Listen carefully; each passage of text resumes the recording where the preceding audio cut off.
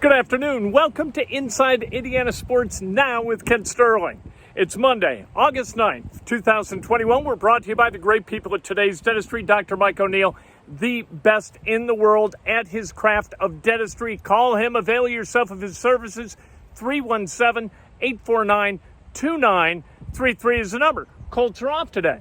So we came out, we got our COVID test. We have to do that every 2 weeks to make sure that we are safe and that the players are safe from us, that staff is safe from us. It's a small price to pay for covering the team because as a result of covering the team out at Grand Park, we get to have great conversations with people like Kwity Paye. How you feel about your progress so far? I feel great so far. I've been trying to stack the days, brick by brick, just being able to come out here and just improve every single day.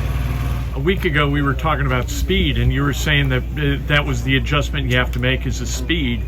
Does it seem like it's slowing down for you? Oh, yeah, for sure. I think after the first day, just kind of knowing what to expect every single day, once against my stance, I'm just kind of itching at that ball, just to come out. So for me, I feel like I adjusted well. I'm just trying to stack the days. I'm just trying to break a habit. To break a habit, you have to keep practicing it. Just keep trying it. Even though you may not trust it at first, you just got to keep doing it. And once you really trust it, then it's going to be great for you. So for me, I've been trying to work my angle. He keeps saying, just, hey, widen out, work that angle, and just work with what he gives you. So if he oversets me, come underneath. If he short sets me, work over the top. So just staying on my angle and just trusting it.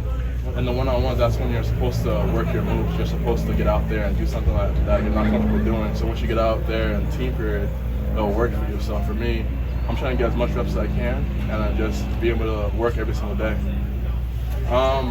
I would say when I first came in, it was more speed to power, but now it's been more speed, and just work off of what he gives me. So I'll go speed. If he high sets me, then I'll give him the power because I have the power. I just got to trust my speed more. So I feel like now it's more speed because I'm fast off the ball. I just have to trust it.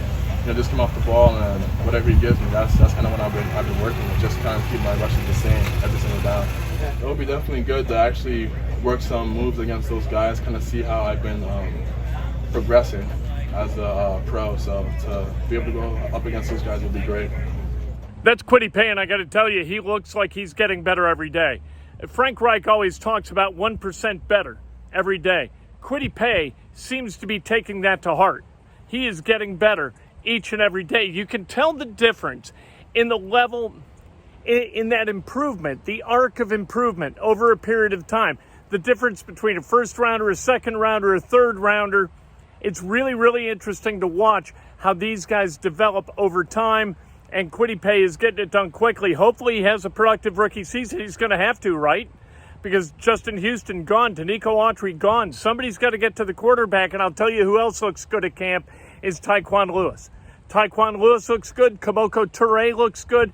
It looks like maybe the Colts are going to have a functional pass rush to be disruptive of the opposing quarterback. And we're going to see this week, Thursday and Friday, when the Panthers come to town, and then that game on Sunday, 1 o'clock at Lucas Oil Stadium, we're going to see what level of football Jacob Eason is ready to play at. And if Jacob Eason looks good this Sunday, you got to feel pretty good about the opportunity that he is going to have moving forward starting September 12th if Carson Wentz isn't good to go at that point.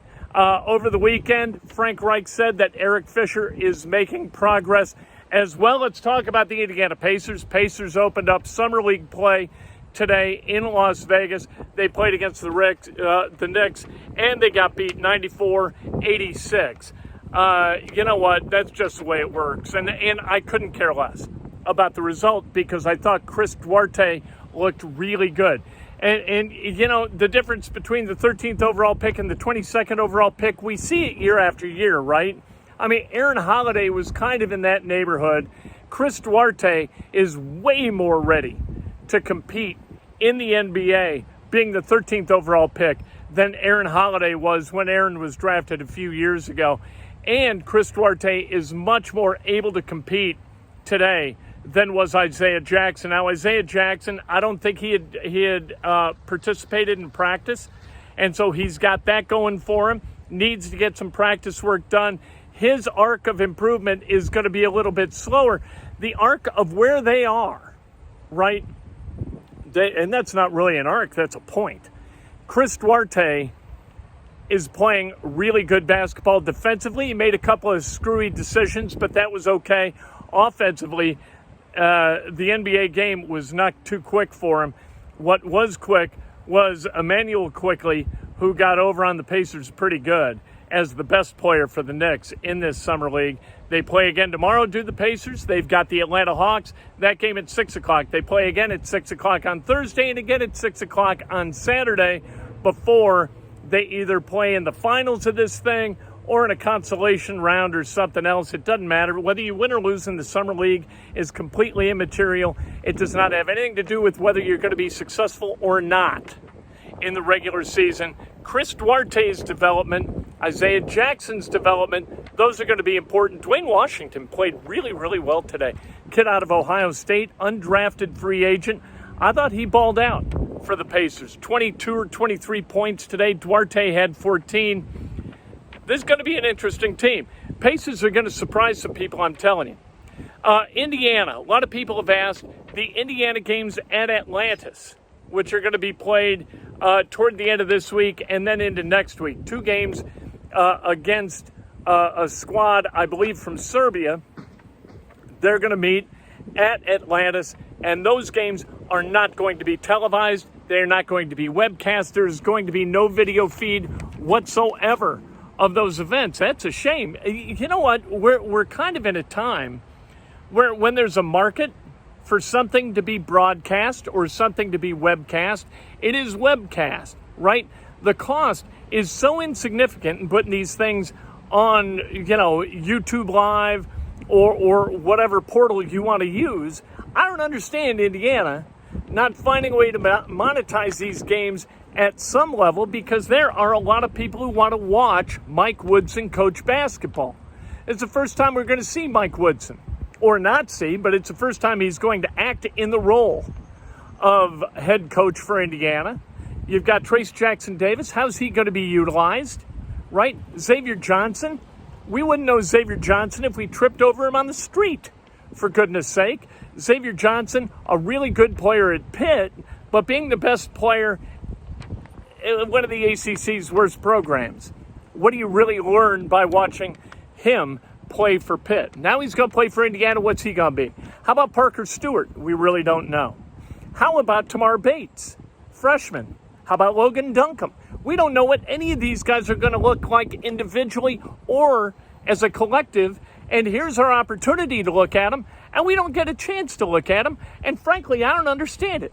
I just don't get it. But it is what it is, and we live with it because that's what we got to do. If it's not going to be up, yeah, you know what? I would hope that somebody, some entrepreneur of some sort, would go down to Atlantis, do what I'm doing, hold up an iPhone, use a little bit of a gimbal, and get us kind of a steady feed of what's going on. Give us kind of some game film. Let us watch this thing. I got a feeling that's going to be prohibited, but can you really prohibit it? I don't know.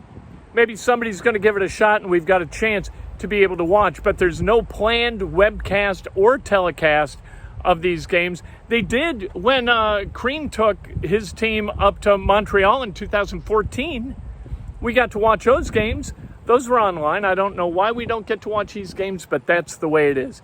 Indiana basketball keeping us from watching what we want to watch. A bee just flew into my brain. That's not something that I wanted to have happen. It didn't sting me, so everything's okay. Anyway, Colts back at it tomorrow morning, 10 o'clock out at Grand Park. Pacers back at it tomorrow evening at 6 o'clock.